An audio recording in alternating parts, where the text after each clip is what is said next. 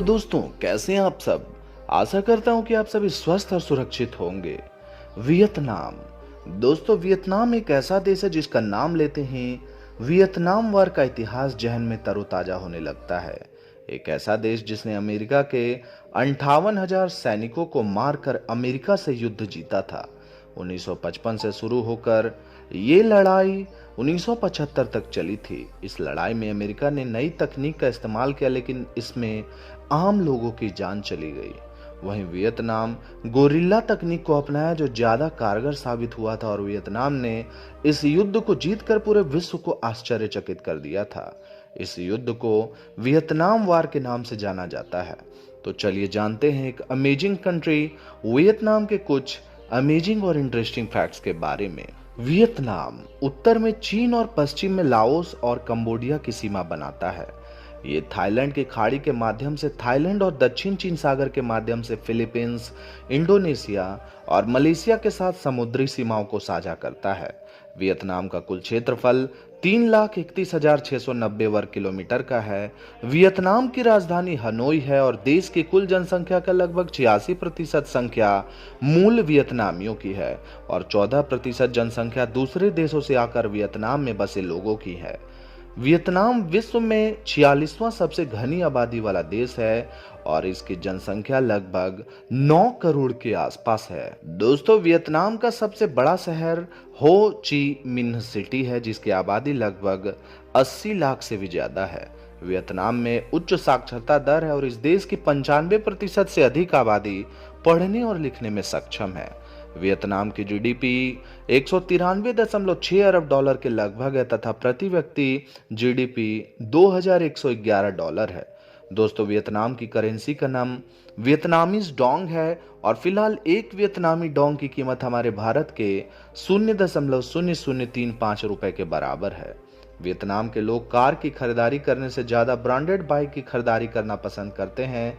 आपको जानकर आश्चर्य होगा कि 2015 में सिर्फ 3 लाख पंजीकृत कारों की तुलना में 40 मिलियन पंजीकृत मोटर बाइक यहां पर मौजूद थे।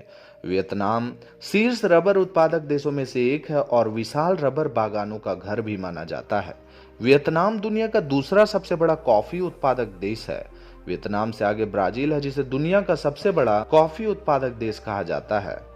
दोस्तों, डेटिंग शब्द सुनते ही लगता है कि जैसे ये कोई पश्चिमी शब्द है, लेकिन वियतनाम में ये दशकों से चलती आ रही है और वहां की एक पहाड़ी जनजाति के स्त्री और पुरुष एक लव मार्केट में जुटते हैं और अपने संभावित साथी की तलाश करते हैं। दोस्तों, वियतनाम की आधिकारिक भाषा वियतनामी है। पोतदार सुअर वियतनाम में एक सामान्य पालतू पशु की श्रेणी में आता है, यानी वियतनाम के लोग सुअर पालना भी पसंद करते हैं। दोस्तों, सेपाक टकराव इस देश में खेला जाने वाला एक पारंपरिक खेल है। यह वॉलीबॉल के समान खेला जाता है। इसमें खिलाड़ी गेंद को किक करके अपने पैरों का उपयोग करते हैं। वियतनाम देश कलाकृतियों का देश है। आपको जानकर हैरानी होगी कि वियतनाम में 11वीं शताब्दी से कई अलग अलग तरह की कलाकृतियां बनाई जाती रही हैं और इन कलाकृतियों में सबसे अनोखी पानी की कठपुतली की कलाकृति को बनाया जाता है। दोस्तों, आपको जानकर आश्चर्य होगा कि वियतनाम में विश्व की सबसे विशाल गुफा है, जिसकी लंबाई 5 किलोमीटर और चौड़ाई 150 मीटर तथा इसकी ऊंचाई लगभग 200 मीटर है। इस गुफा के अंदर 60 मीटर ऊंची कैल्साइट की दीवार है, जिसे वियतनाम की महान दीवार कहा जाता है। वियतनाम देश में नया साल 1 जनवरी को नहीं बल्कि फरवरी के पहले सप्ताह में मनाया जाता है। इस सप्ताह को वियतनाम वासी विशेष रूप से शोर शराबा करके मनाते हैं और उनके अनुसार नए साल का आगमन शोर शराबे की ध्वनि से कर बुरी आत्माओं को देश से दूर रखने और दीर्घायु पाने के लिए किया जाता है। आपको जानकर हैरानी होगी कि वियतनाम में एक अजीब तरीके की शराब मिलती है। इस शराब को एक बोतल में सांप, बिच्छू रख उस बोतल के अंदर चावल आदि डालकर बनाया जाता है और सांप के जहर का असर खत्म करने के लिए एथेनॉल डाला जाता है। वियतनाम वाली इस शराब को बेहद चाव से पीते हैं और इसे नाग शराब के नाम से जाना जाता है। दोस्तों, वियतनाम विश्व में काजू का सबसे बड़ा उत्पादक देश है। विश्व में लगभग 30% काजू वियतनाम से ही आता है। वियतनाम वासी अंडे से बनी कॉफी को बड़ी चाव से पीते हैं और इस कॉफी को बनाने के लिए इसमें अंडा डाला जाता है और कॉफी के ऊपरी परत अंडे से ढकी होती है। वियतनाम में कछुए को समृद्धि, स्वास्थ्य का प्रतीक माना जाता है। इस देश के स्त्री पुरुष दोनों ही अत्यधिक मात्रा में धूम्रपान करते हैं। एक रिपोर्ट के अनुसार वियतनाम दुनिया के टॉप 5 देशों में से एक है जहां अत्यधिक मात्रा में धूम्रपान किया जाता है। दोस्तों, एक रोचक बात यह भी है कि वियतनाम की बेरोजगारी दर सभी विकासशील देशों में सबसे कम है। वियतनामी लोग मूलभूत सुविधाओं भरा जीवन जीते हैं, जिनमें परिवार, सद्भाव, मानवता और समुदाय शामिल है।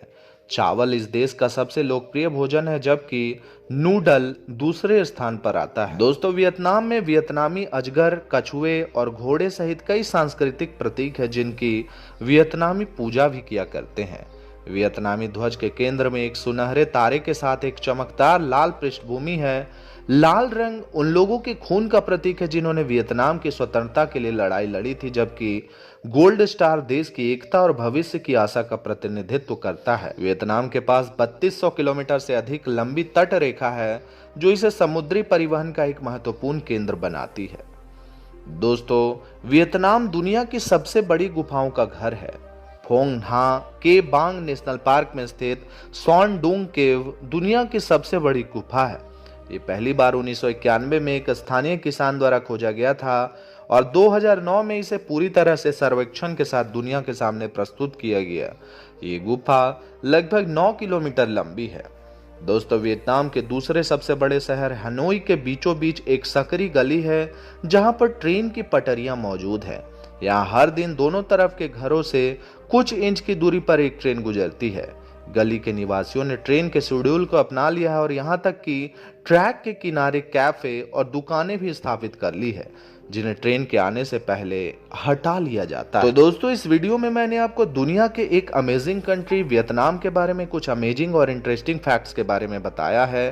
तो दोस्तों, आपको ये वीडियो कैसा लगा हमें कमेंट करके जरूर बताएं, और अगर वीडियो अच्छा लगा हो तो इस वीडियो को लाइक करके अपने दोस्तों और परिवारों के साथ ज्यादा से ज्यादा शेयर कर दें।